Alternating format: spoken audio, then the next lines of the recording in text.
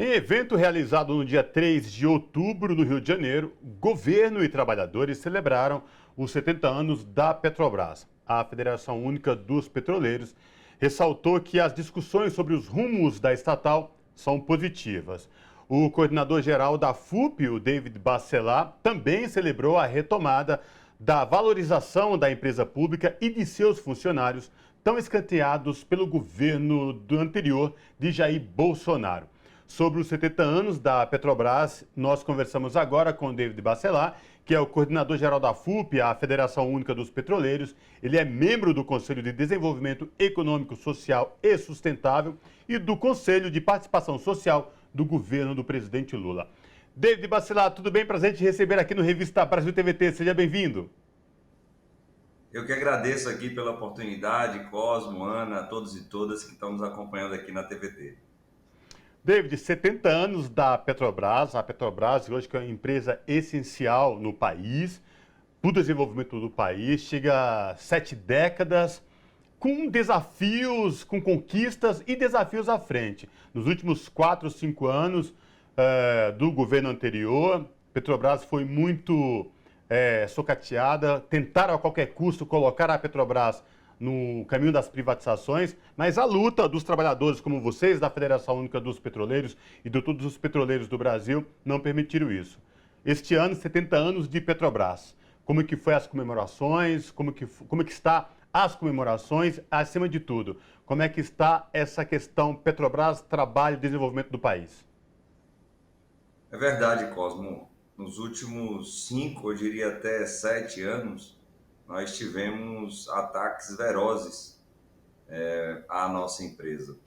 Tentaram privatizá-la de diversas maneiras.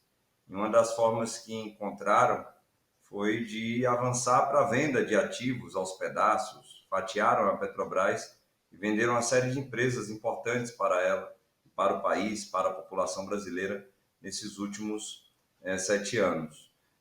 Tentaram privatizar a Petrobras como um todo, como fizeram infelizmente com a Eletrobras, mas como você bem disse, não conseguiram devido à capacidade de luta e resistência da categoria petroleira, mas também devido ao apoio da sociedade brasileira, sociedade essa que ajudou na criação da Petrobras em 1953 com a campanha O Petróleo é Nosso, também ajudou para que a Petrobras ela não fosse privatizada por completo. Então ainda temos sim a Petrobras. Óbvio que 7 anos de ataques são ataques pesados, que trouxeram uma série de mudanças na estrutura da companhia, principalmente em sua governança. Hoje a empresa ela está mais pesada, aquele transatlântico que já demorava um pouco para mudar o seu curso, agora demora ainda mais. Então esse, sem dúvida alguma, é o principal desafio, a gente conseguir reconstruir aquilo que foi destruído dentro da Petrobras ao longo desses 7 anos. Foram várias privatizações, como aqui disse, o setor de comercialização, distribuição, setor de logística, campos de petróleo e gás em terra, mar, área petroquímica, refinarias, inclusive a refinaria onde eu entrei via concurso público, a refinaria do Foz, na Bahia. E justamente por nós termos enfrentado tudo isso, é óbvio que nós teríamos de comemorar esses 70 anos, até porque se o governo anterior fosse reeleito, nem essa possibilidade, Cosmo, Ana, nós não teríamos, porque a Petrobras, segundo o próprio Adolfo Saxida, ela seria privatizada como foi a própria Eletrobras. Então, foi uma semana intensa, uma semana do dia 2 até o dia 6, com várias comemorações na Câmara dos Deputados, lá no Rio de Janeiro, também no Senado Federal, na Bahia, onde tudo começou. Dizem que tudo começa na Bahia, não sei porquê, mas a primeira capital do Brasil foi na Bahia, poço de petróleo primeiro do Brasil foi na Bahia, e a Petrobras, ela nasceu na Bahia, então nada mais justo que as comemorações elas encerrassem ali no nosso estado. Então, motivos para comemorar, mas também vários motivos para sinalizar o que precisamos enfrentar diante das mudanças que ocorreram ao longo dos 7 anos. E estamos aí de cabeça erguida, prontos para ajudar o governo, pressionando a esquerda para que o programa de governo que foi eleito pela população, aprovado pela população nas urnas, ele possa ser colocado em prática. E, David, gostaria de ouvi-lo agora sobre a importância dessa empresa para o desenvolvimento do nosso país e para a melhoria de qualidade de vida da nossa população. Qual que é a contribuição que a Petrobras fez e pode continuar fazendo para que o nosso povo brasileiro tenha uma vida digna? Bem, Ana, as pessoas pensam que a Petrobras ela é importante apenas para a produção de petróleo e para o refino desse petróleo e, consequentemente, o abastecimento do mercado nacional. Não é apenas isso. Isso já é muito importante, obviamente, porque você ter a soberania energética, todo e qualquer país preza por isso. Inclusive, grandes guerras são feitas no mundo, ainda hoje, por sinal, por acesso aos recursos estratégicos, estamos falando de petróleo, gás, água, terras. Então, é importante ter a Petrobras para isso, mas não somente por isso. Se nós não tivéssemos a Petrobras, nós não teríamos indústrias químicas, petroquímicas no nosso país. Nós citamos aqui a Bahia, onde tudo começou. Então, a Petrobras ela chega à Bahia ali em 53. Antes da Petrobras já tínhamos o Conselho Nacional do Petróleo, com a refinaria, com campos de produção. E depois disso vieram grandes empresas. O Polo Petroquímico de Camaçari, maior polo petroquímico do hemisfério sul do planeta Terra, ele só existe porque primeiro chegou a Petrobras, com petróleo, com gás, com a refinaria, para entregar esses insumos, matérias-primas, para o Polo Petroquímico de Camaçari. Com isso, você vem tendo, desde então, um processo de geração de emprego e renda, com a massa salarial significativa para a classe trabalhadora, que consome nos municípios, nos estados, e, além disso, de riqueza que é gerada também com as tributações que são oriundas desse segmento. Então, a Petrobras ela é de suma importância. Citei aqui a Bahia, mas isso se aplica desde o norte, Ana, até o sul do país. Onde chegou a Petrobras, veio indústrias junto. Então, hoje, como o próprio Cosmo perguntou também, um desafio enorme que nós temos é de fazer com que a Petrobras ela retorne com força para cumprir esse papel social de desenvolvimento econômico, desenvolvimento industrial, desenvolvimento regional, que ela sempre teve desde a sua criação.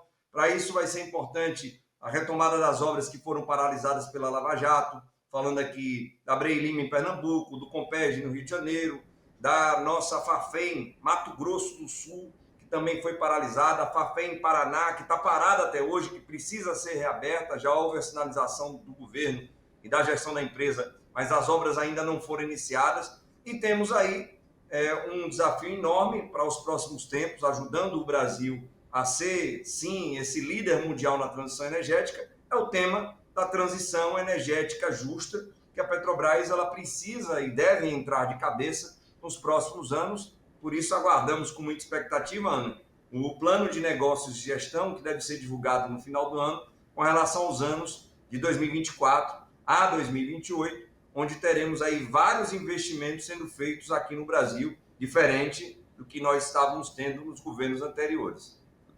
E, David, por falar nesse plano aí daqui para frente, na gestão anterior do comando da Petrobras, não existia diálogo e não existia trabalhadores por parte da gestão anterior. Jean Paul Prats assume a Petrobras, já demonstra uma diferença muito grande em receber os petroleiros, em negociar e falar, inclusive trabalhar essa questão de planos futuros. Você trouxe o exemplo da energia limpa. Queria te falar que você trouxe para os nossos telespectadores aqui da TVT e também ouvintes da Rádio Brasil Atual, essa diferença, né? Essa importância de poder sentar à mesa, de negociar, estar por dentro dos projetos dessa empresa que é tão importante para a soberania e o desenvolvimento do Brasil. Cosmo, sem dúvida alguma, a diferença ela é abissal. Hoje nós conseguimos dialogar, sentar à mesa, apresentar uma pauta reivindicatória, a gestão aqui representada pelo RH, receber a nossa pauta, analisar, dar retorno. Então, isso é de suma importância. O respeito ao espaço negocial, o respeito à negociação coletiva, que, por sinal, é um tema central da Organização Internacional do Trabalho e com convenções várias que trazem a necessidade da negociação coletiva ela ser respeitada, inclusive, também pelo Brasil e pelas suas empresas públicas estatais. Então, isso, sem dúvida alguma, foi um avanço muito grande. Anteriormente, nós nem diálogo tínhamos.